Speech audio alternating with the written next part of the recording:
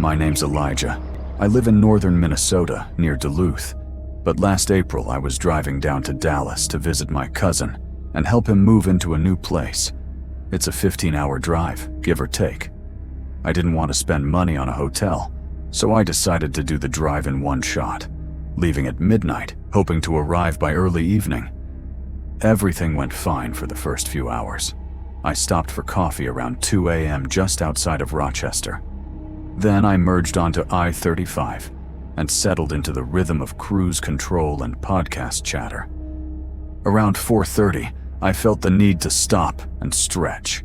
My legs were stiff, and I was starting to get a dull ache behind my eyes. I saw a sign for a rest stop just past Ames, Iowa. It was one of those older ones, just a small building with a few picnic benches and a bathroom. No gas station or food court. Still, I figured I'd park, use the restroom, and maybe take a 5-minute walk to shake off the fatigue. When I pulled in, there was only one other vehicle in the lot, a red Chevy Tahoe with its hood up, parked 2 spaces away from the entrance. I parked a few rows back. I didn't think much of it at first. I went to the restroom, splashed some cold water on my face, and took a deep breath. When I came back out, I noticed the guy by the Tahoe was waving at me. He looked maybe mid-40s, wearing a windbreaker and jeans, short cropped hair, and a deep tan that didn't quite match the cloudy Iowa spring. He was holding a red plastic gas can in one hand and waving with the other. I hesitated. He motioned me over. "Hey, sorry, could really use a hand." I walked cautiously toward him. He gave me a sheepish smile. "I ran out of gas a few miles back," he said, lifting the can. "Walked to a nearby farm. Guy let me fill this. But my battery's dead now from trying to start the engine before I realized what the problem was." "That sucks," I said, already regretting stopping. "Could you help me jump it? I've got cables." I didn't really want to. Something about him put me on edge. But I also didn't want to be that guy who turns away from someone in need. "Yeah," I muttered. "I've got a battery you can use. Let me pull around." I parked nose to nose with his SUV. He opened his hood, handed me the cables, and I hooked them up. He didn't say much, just stood there watching, smiling faintly. "All right, try it now," I said after a minute. He got in and turned the key. Nothing. Not even a click. "Try again," I said. Still nothing. He popped his head out of the window. "Maybe just a little longer." I waited. Another minute passed. "Okay, try now." He turned the key. Still nothing. I started getting suspicious. He seemed too calm for a guy stuck in the middle of nowhere. Most people would be cursing by now. "I appreciate it, man," he said, stepping out of the car again. "Hey, while we wait, I've got a coffee in my cooler if you want one. Long drive, right?" I shook my head. "I'm good." "You sure?" he insisted. "It's fresh. Just made it this morning." I was about to respond when I noticed something strange. The passenger window of his SUV had a piece of black tarp taped to the inside, like it had been broken recently. And when I looked closer, I realized the back seat was empty. Like, unnaturally empty. No bags, no trash. No signs that anyone actually used the vehicle. A chill ran up my spine. "I think your battery's shot," I said quickly, unhooking the cables. "Sorry, I couldn't help more." He didn't argue, just nodded and muttered, "Thanks anyway." I got in my car and reversed out of the space, making sure not to turn my back to him. I drove out of the rest stop and back onto the interstate. For a few minutes, I thought that was the end of it. But 20 minutes later, I glanced in my rearview mirror, and my stomach dropped. A red Chevy Tahoe. Same color, same model, same crack in the front grille. He was following me. At first, I told myself it was a coincidence. Maybe he got it started after all. But every time I changed lanes, he followed. When I sped up, so did he. When I slowed, He stayed just far enough back that I couldn't see his face. I was somewhere between Des Moines and Kansas City by then. Long, empty stretches of highway with few exits. I passed 3 rest areas and didn't stop. Around mile marker 112, I took a sudden exit, hoping to lose him. It led to a small town called Butler, just a couple of gas stations and a diner. I pulled into and parked near the front doors. I waited. 2 minutes later, the Tahoe passed the station slowly. He didn't stop. He just kept driving. I waited 10 more minutes, heart pounding. I went inside, bought a drink, and asked the clerk if they had security cameras in the lot. She said they did. That made me feel slightly better. I stayed there another 20 minutes. Finally, I got back in the car and rejoined the highway. For a while, I didn't see him. Maybe he gave up, I thought. But as I approached the Oklahoma state line, I saw a gas station just off the road and decided to finally stop to fill up and use the restroom. It was a Love's Travel stop, well lit, busy enough that I felt comfortable. I went inside to grab snacks. When I came out, I almost dropped my drink. The red Tahoe was parked 2 rows over. He was sitting in the driver's seat, just sitting there, staring forward. I didn't know what to do. If I got in my car and drove off, he'd follow again.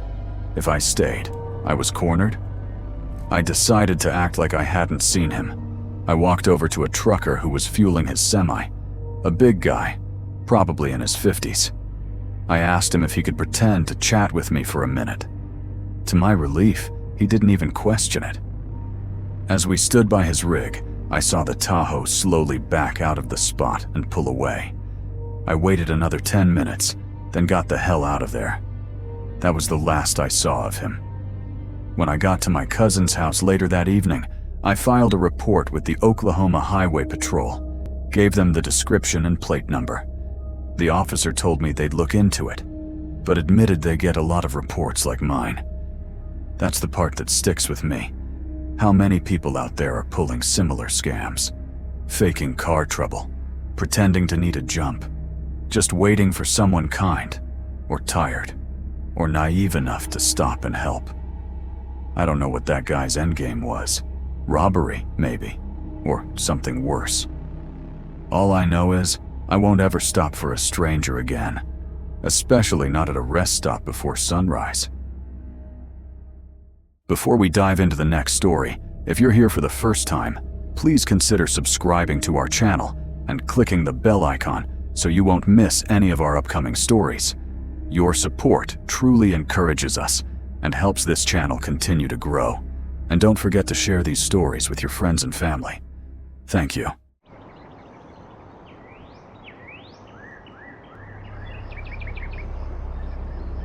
My name's Griffin, and I drive for a logistics company based out of Lincoln, Nebraska. Most of the time, I just move inventory between warehouses in the Midwest. Nothing special. But last October, I had to do an unusually long haul. Lincoln to Flagstaff, Arizona. 18 hours total. I broke it up over 2 days, sleeping in my truck along the way. The night I'm going to tell you about happened during the second leg of the trip. I had already crossed into New Mexico, somewhere southeast of Gallup. It was close to midnight, and the road had become one of those desolate stretches where you can go 40 minutes without seeing another set of headlights. I was tired, but I figured I could make it at least another hour. That's when I saw the blue sign for a take-a-break, rest area, 1 mile, open 24 hours. Perfect. I didn't need to sleep, just take a piss and splash some cold water on my face. I pulled in to find the place completely deserted. No trucks, no sedans, not even a vending machine humming in the dark. Just a crumbling brick restroom building under one flickering lamppost. The kind of place that feels abandoned even when it's technically open. I parked near the entrance and stepped out. The night air was cold, but it wasn't just the temperature that made me shiver. The wind was still. Too still. I walked toward the restroom. The door creaked as I pushed it open. Inside, the lights were dim, and 2 of the overhead bulbs were flickering like a dying candle. One of the mirrors above the sink was cracked right down the middle.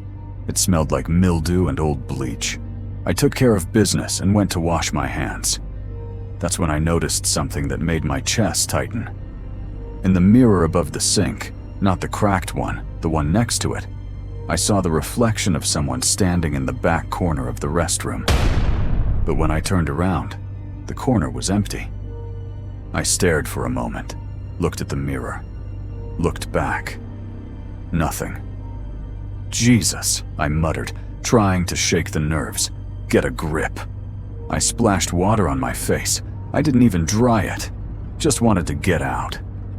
As I opened the restroom door to leave, some sound, made me pause. A soft tapping, not behind me, not beside me, above me. The ceiling in the restroom had those big square vent panels. I looked up, and I swear to you, I saw a face looking down through the slats.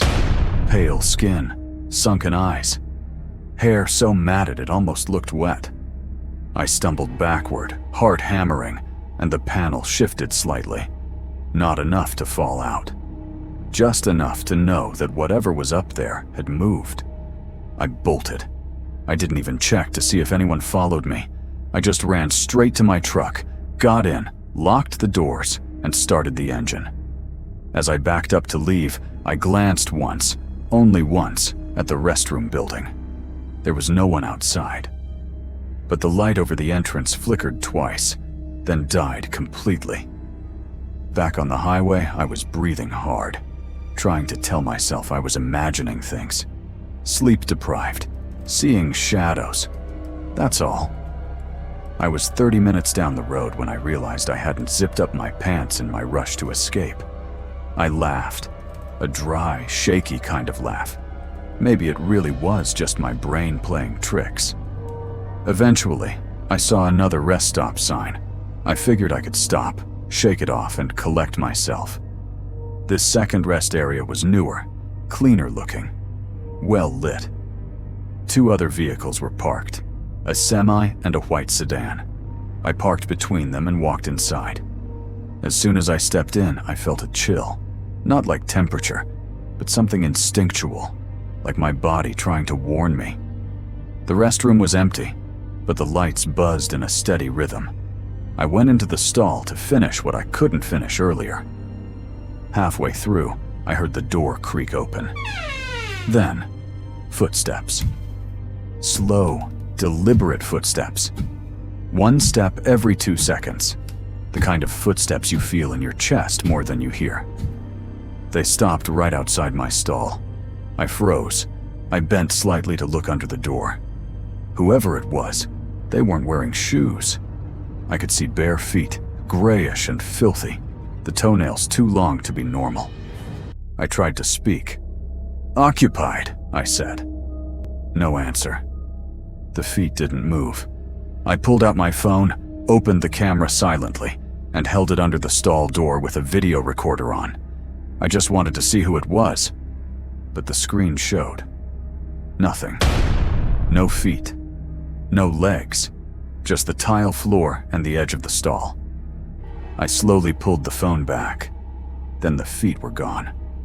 I waited a full minute before opening the stall. The restroom was empty. I moved to the sink, trying to calm myself, trying to breathe. Then I looked up. All the mirrors were blacked out. Not broken, not dirty. Black. Like they'd been painted over. Or like they were turned into voids. I turned and ran.